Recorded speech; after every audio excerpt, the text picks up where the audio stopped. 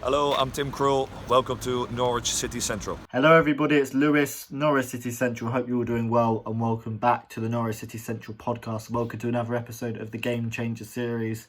In this series I talk to people connected to Norwich City Football Club and the wider world of football and share their interesting stories and perspectives. I was delighted to be joined by Kevin James, who works in mental health. In this podcast we talk about how social media can affect mental health, but also how football and sport can positively affect mental health. I think you're going to find this podcast really useful. I really enjoy making it, and as it is Mental Health Awareness Week, if you think this podcast could help someone, then please, I do encourage you to share it around and get talking and get listening. I hope you enjoy. Hello everybody and welcome back to the Norwich City Central podcast. I hope you're all doing well. It's Mental Health Awareness Week and I'm joined by Kevin. How are you doing, my friend? Good, yeah, enjoying the nice sunny weather. Been out today for a stroll around Eaton Park, so yeah, loving it. It's been nice to actually get out and we've got to try and enjoy the weather, I guess, while we can. Absolutely, I enjoyed a nice cup of coffee and a nice sausage roll, so yeah, and a nice walk in the park, so I'm good. Nice. How have you been kind of finding the lockdown? It's unprecedented times, isn't it? It is. So I went into lockdown 2 weeks before the formal government kind of message. So lots of us in the NHS started working remotely and virtually a couple of weeks before the lockdown. And I think this is kind of week 9, I think, for me. And I've been out probably maybe once or twice, including today. And it's been a real struggle. Learning the technology's been fine, but the lack of contact with community has been a real challenge. Yeah. And for me, because I've got, I manage my own mental health conditions, bipolar and complex PTSD. Some of those symptoms around social phobia and agoraphobia started to creep back in, which I wasn't really aware of. So actually, when I was given the opportunity to get out last week, I kind of avoided it through fear of COVID and coming into contact with people, but also just, being on lockdown. Yeah. You tend to struggle with some of the symptoms. So it was amazing to get out with a friend today and get out and about. So yeah, good. Yeah, it's definitely really important. So just tell the viewers what do you do as a job and kind of how do you help people? So for the last sort of 20 years or so, been using mental health services in Norfolk and substance misuse services. And I'm still active as a service user. So I still have a psychiatrist and a mental health nurse and a social worker. So I have a health and social care team wrapped around me. But currently I'm working in Norfolk and Suffolk Foundation Trust in the NHS Mental Health Trust as a peer consultant. And I've worked across many different teams, from community mental health teams and substance misuse services, but currently working in crisis inpatient wards and both the city and county crisis team for Norfolk. No, that's awesome. And yeah, what do you kind of do to help the individual, like personally, one-to-one? So my role really is about how we shape and develop services. It's about how we improve the service delivery and meet the needs of all ages. So from young people all the way through to working age to older adult. And I guess my role is to bring the lived experience aspect of it.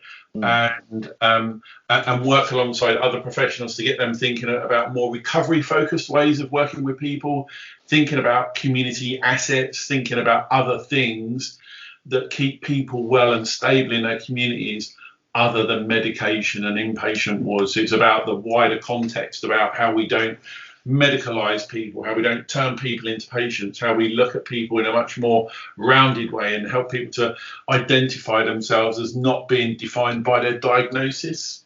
Yeah. And a collection of that. So it's very much about, my role is to be very strategically, operationally, clinically curious and ask different questions in multidisciplinary team meetings around what are we doing to meet the needs of people that come to our service. That's definitely really important. I think I wanted to talk about in this video 2 things. I wanted to kind of, obviously around mental health, I wanted to talk about social media and kind of the football and sports side, because I have a lot of people watching my channel who are like football, and obviously younger people tend to, I guess, consume more social media. So kind of how can social media firstly affect mental health? Well, too much of the wrong social media cannot be good for you. Yeah. So it's been really clear about what it is you're looking from social media. I've worked really hard with my Twitter feed, for example, over the last 3 years, and worked very carefully about identifying who to follow, who I don't want to follow, and who I need to be muting, and also putting in key phrases and key words. So like I put COVID in, so nothing about COVID pops into my social media. But it can be a great source of community. All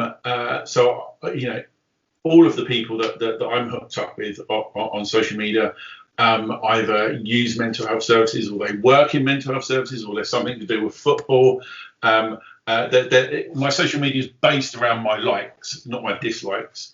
Actually, I find it really rewarding, both professionally and personally, because I get a lot of support. I think in my 3 years I've been trolled once, I just got rid of that person immediately, without entering into any kind of debate or discussion. It was just, and I think you've got to do that. You've got to spend a bit of time kind of sorting out the wheat from the chaff, and just kind of working out who's a positive energy and who's a positive presence, and who you want to be connected with.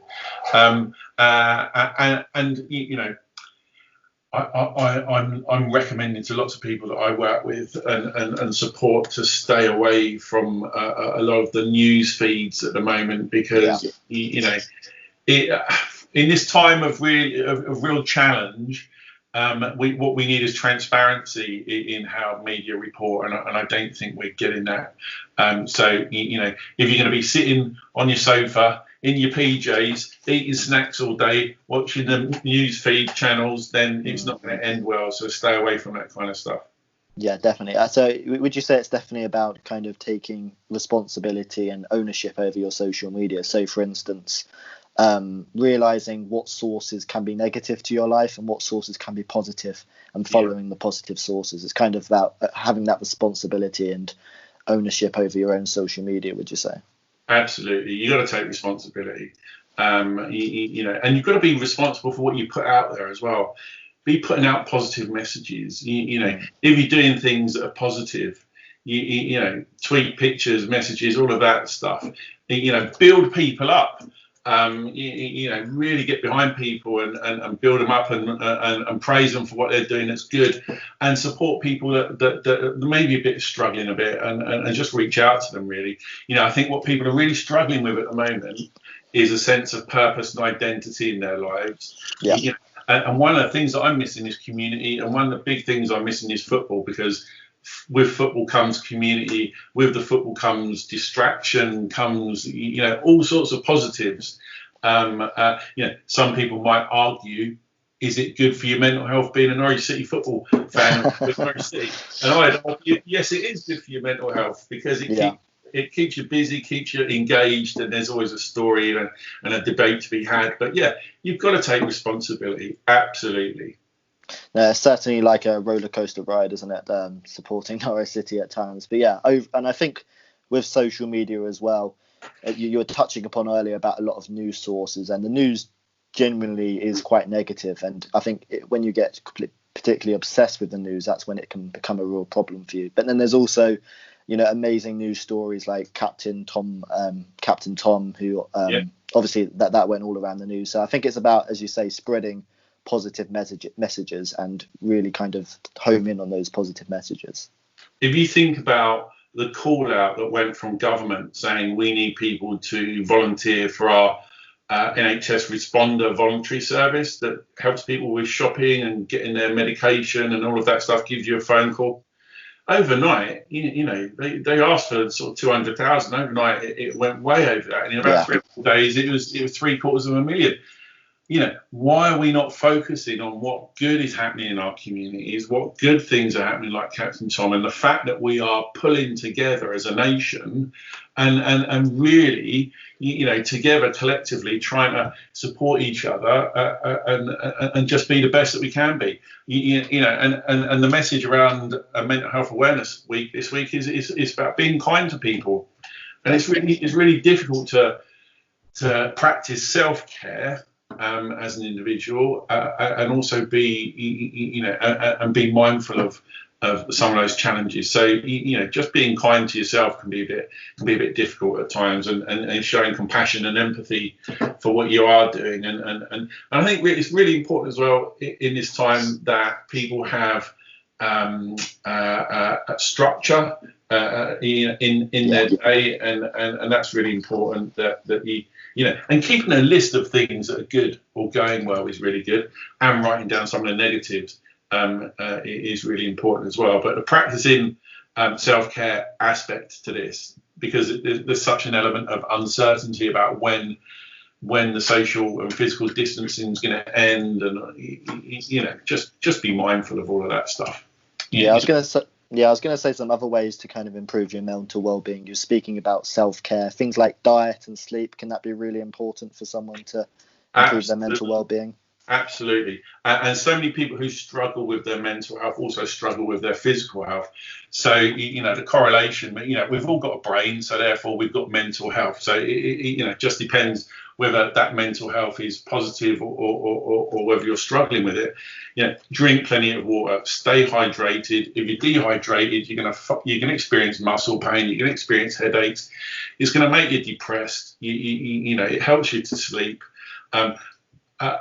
Just focusing on energy-rich foods is really important as well. Having a really well-balanced diet.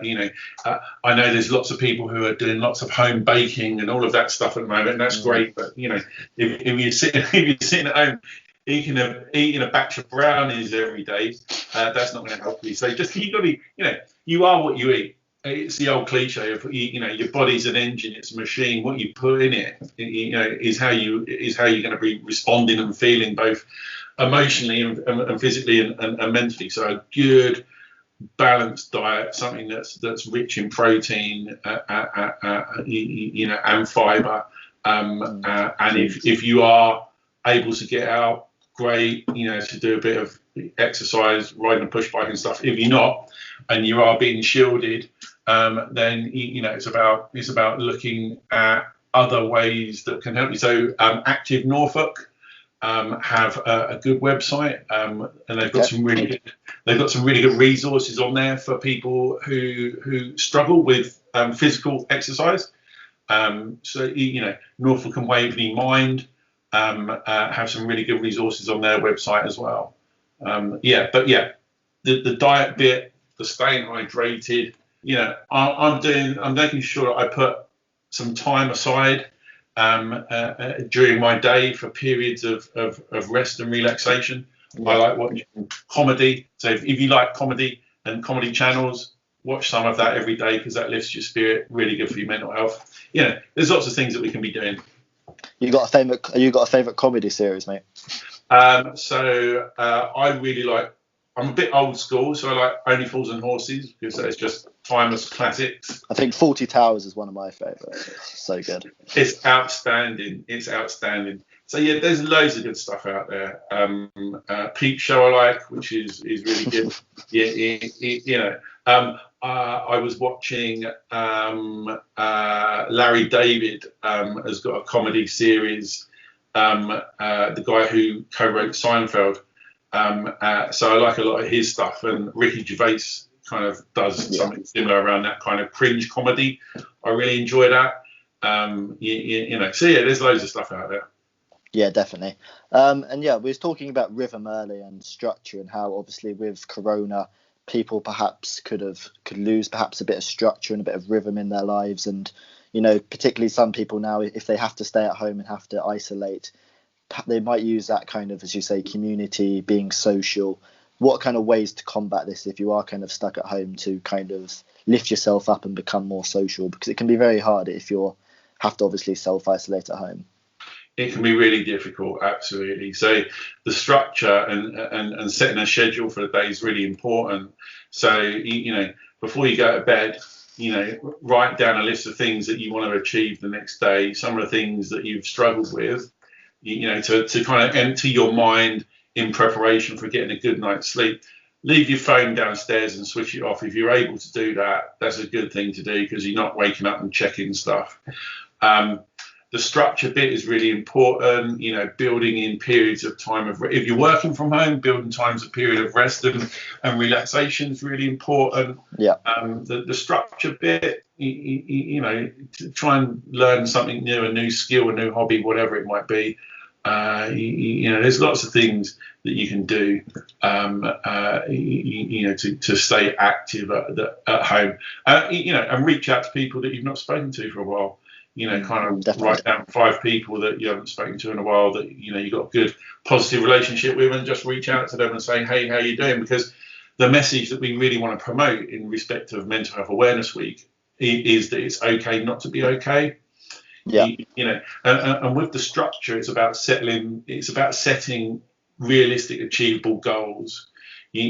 So if you do want to get out and exercise, don't set on the first day I'm going to do a 10-mile cycle around the park or whatever, because if you don't achieve that, you're just going to punish yourself and say, oh, I didn't do it. So it's a building structure into those kind of things slowly and gradually, and setting realistic targets that are achievable are really important.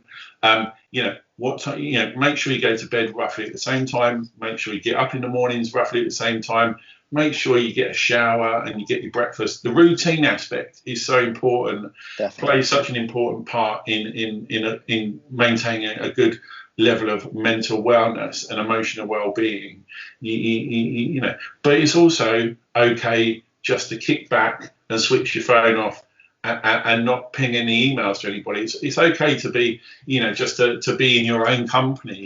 And not have communication, because sometimes people will kind of, try and get hold of you for various reasons. All very good, I'm sure, but sometimes you just need some quiet, reflective time amongst all of that as well.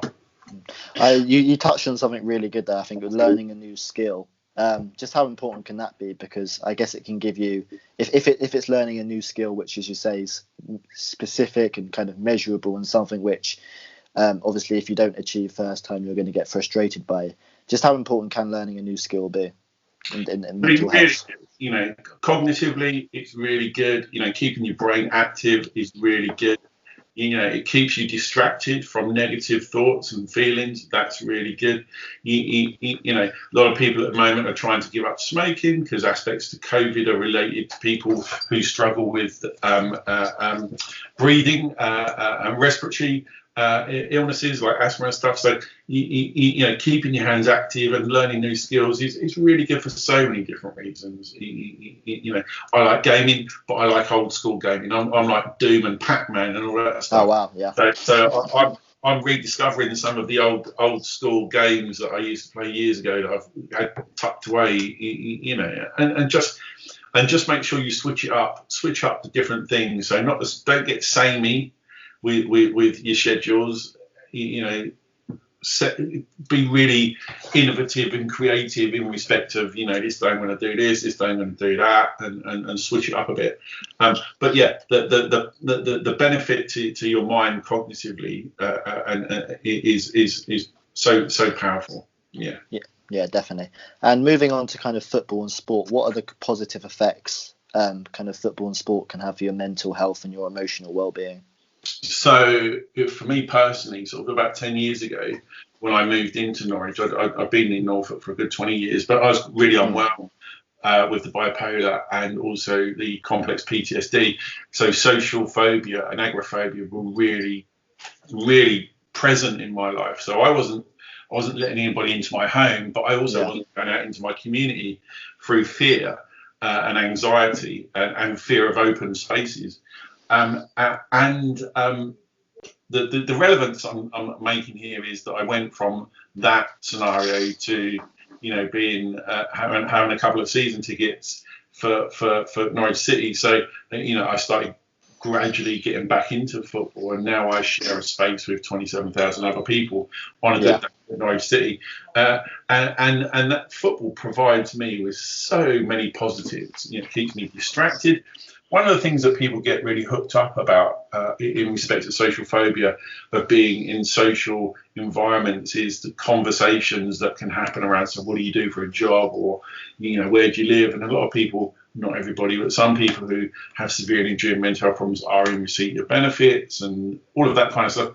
When you get to football, you've got the camaraderie, you've got the banter. Nobody's interested in where you work, what you're doing. It's all focused on football. Definitely. That's really good for people. You know, it really breaks down those barriers.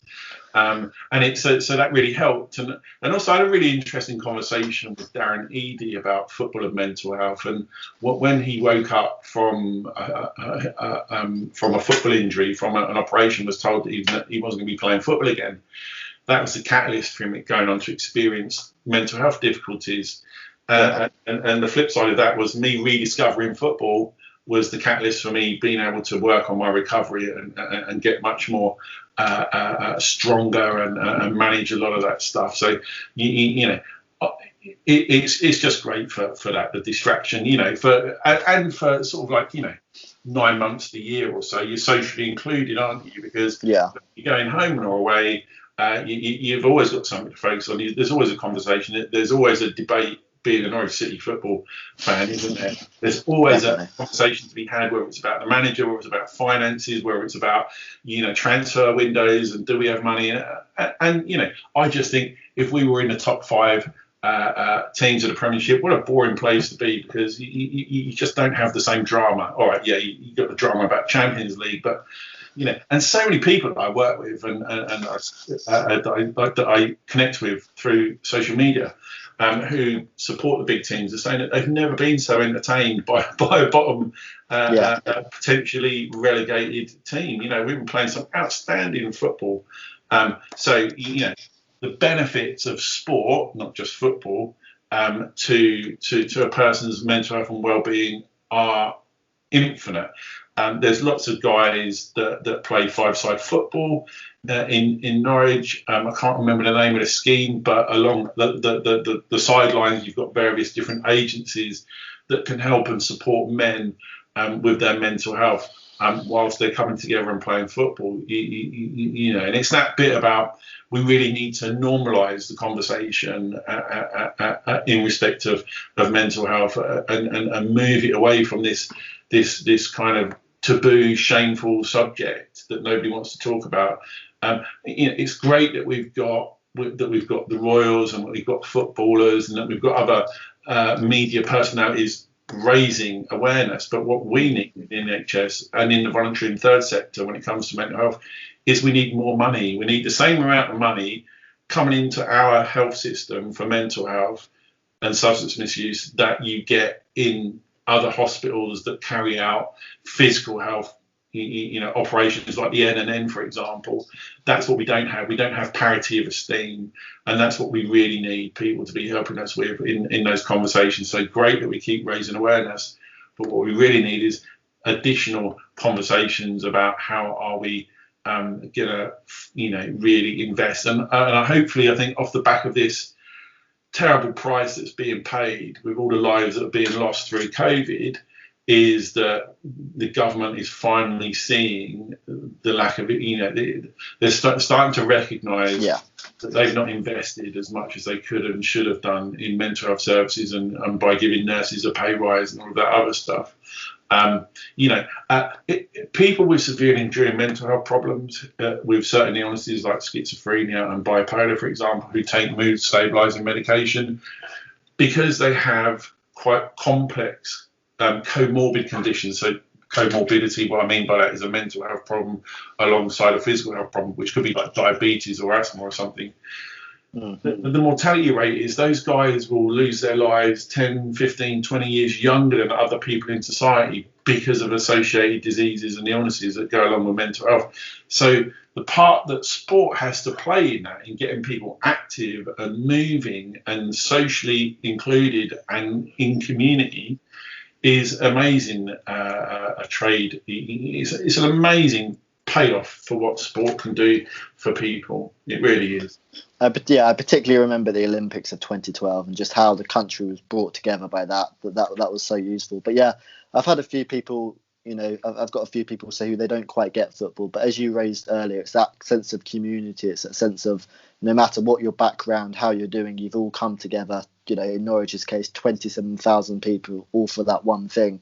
And it gives you that sense of belonging and escapism. I think that's just why so many people kind of love football and sport, just for that sense of community and escapism. Yeah, and listen, you don't have to be an expert to love football. I still struggle with the offside rule at times. Yeah, me too. So you haven't got to know every detail about every player, about every team. And many of my friends do, and they debate to the early hours of the morning about it. But I just like going along and having a beer and a burger. What you do before the game and after the game is just as important as the game itself. Yeah. It's that, as you say, that coming together and that sense of community that we get. And I guess what I find really good about what I miss, I think, are the Eastern derbies. So I do miss our Ipswich games. I have to say, because that's just great times. But yeah, sport and mental health, such a correlation. Yeah, definitely. Have you had any favourite moments supporting Norwich City? I guess you say you've been a season ticket holder in kind of the last 10 years, you say. Yeah, 10, 15 years. There's been many derbies, obviously. But I think for this season, I think it's got to be the Man City game for me so far. Yeah, definitely. I've not felt that atmosphere at that game in that club for a couple of seasons. In respect of the 12th man, just electric. We're being dogged by injuries, of course we have, and there's been some financial mismanagement in previous seasons, and But I was on a Zoom a Zoom group last week with Russ Martin, talking to him about football and mental health, and especially about youth players, but also academy players, and actually, has it got any better about how academies let young players go who aren't going to be signed to the club and stuff? So that I seem to remember, having a couple of conversations with footballers saying that, if you've got addiction or gambling problems as a footballer, you can get all sorts of help from the FA, but still the mental health aspect is lacking investment and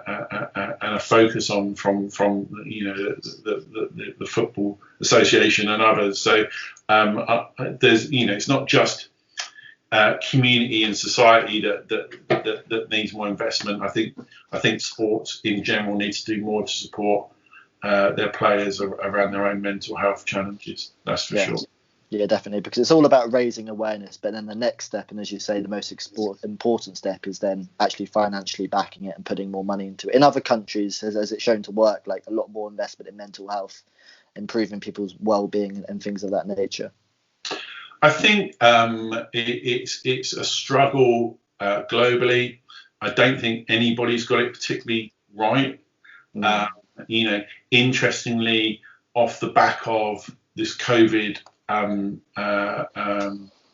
pandemic, lots of people are learning to work remotely using different platforms. So actually, where we are implementing ways of meeting people's needs who are desperate for support or in crisis with their mental health, that probably would have taken 5 or 6 years to push through. So it's that kind of the necessity is driving forward change, and what it's really, the Centre for Mental Health have predicted that there's going to be a tsunami of people needing mental health services by about 500,000, and those are people who have not experienced a mental health problem before.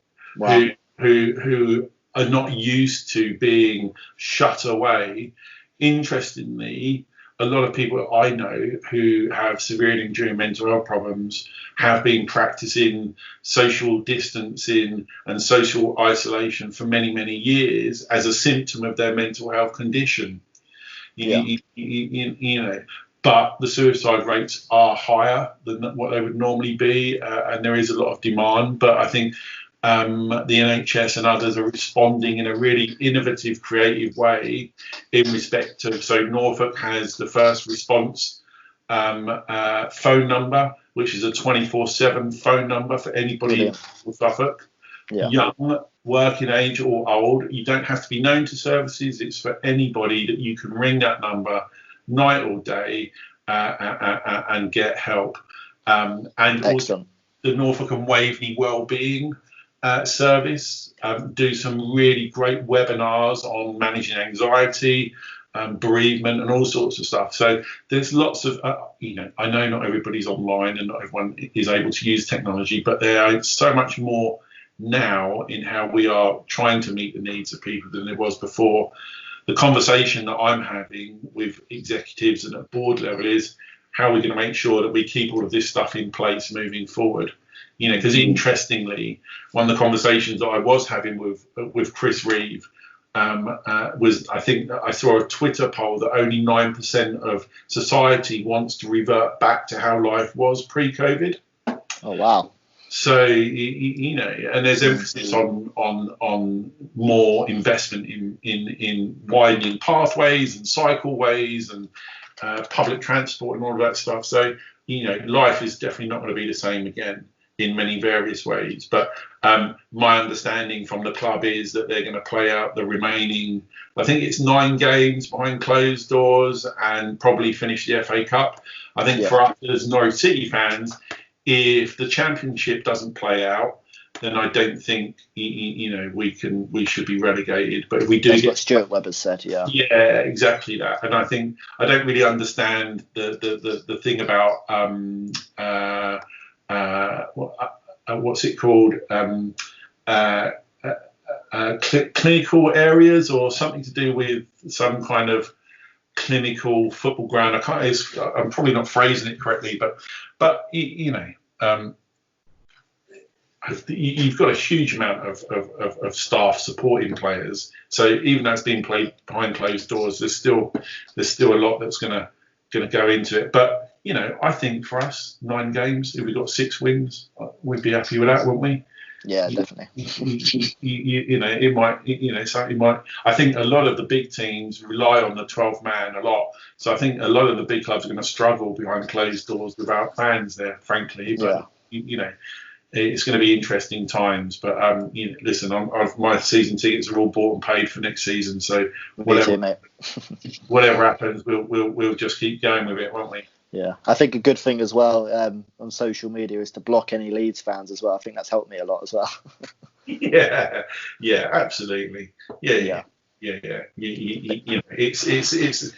I think this emphasis on the bottom 6 clubs in the Premiership have been whinging and moaning is it's a horrible narrative. It's fiction and fake news, and I think Stuart Webber was very professional and very dignified in how he responded to that in his interview.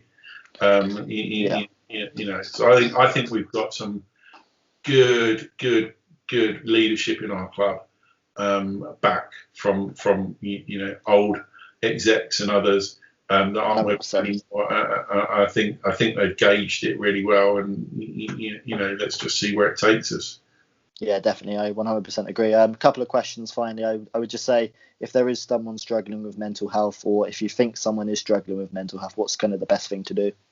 So the best thing to do, if you think someone's struggling with a mental health, or they say to you that they're struggling with a mental health, ask questions. Ask them lots of questions. Don't try and solve their problems for them. Don't try and be a psychologist or a mental health professional. Just ask questions. Reassure, validate what people are saying, believe what people are saying, be kind and show and display compassion and empathy. Let the professionals do the rest. So you've got the first response telephone line, which you will find on the Norfolk and Suffolk NHS Trust website. Also, if you go on Twitter or the website for Norfolk and Waveney, the Wellbeing Service, they provide some really good resources and online webinars. Also, you've got Norfolk and Waveney Mind. They've got some really good resources as well on their website and on their Twitter feeds. So, you know, and you've got Young Minds as well. Brilliant, yeah. So Young Minds is a version of National Mind. You can find them on Twitter at Young Minds. Google Young Minds, they'll pop up. They've got lots of good resources as well. They're putting out on Twitter and on their website. So, you know, just be brave with people and just, you know, believe what someone's saying to you. And like I say, don't try and solve it, but support them, ask lots of questions, and then do the signposting and let the professionals do the rest. But yeah, just be kind to people. Yeah, definitely. And one final question I like to ask all my guests is, what does football and sport mean to you, Kevin? Oh, everything. I mean, it really does. You know, green and yellow, Norwich City, do or die is part of my DNA. You know, I love it. I love being a supporter. You know, I've been fortunate to meet many of the players and have dinner with Delia and Michael and Stuart and the executive. I also chair the Norwich City Disabled Supporters Association, so making sure that our disabled supporters, whether you're veterans, whether you're whatever it might be, we make sure that everyone gets to experience football. You know, it's very different now, football, from the football I used to go to back in the mid to late 80s. When I wasn't a Norwich City fan and I supported other teams, and football was very different then and not so positive. But now it just works wonders. It changes people's lives. It does. And only for the better. Yeah. 100%. If people want to follow you, where can they follow you at? So you can find me as Kev C. James on Insta. And you'll find me as Co-Pro Norfolk on Twitter, which is short for Co-Production Norfolk, which is the independent independent consultancy firm that I head up. And if anybody's got any questions, I'm more than happy or they need signposting or whatever, I'm more than happy for those people to reach out to me on those platforms, and I'll do my best to signpost them to the right place.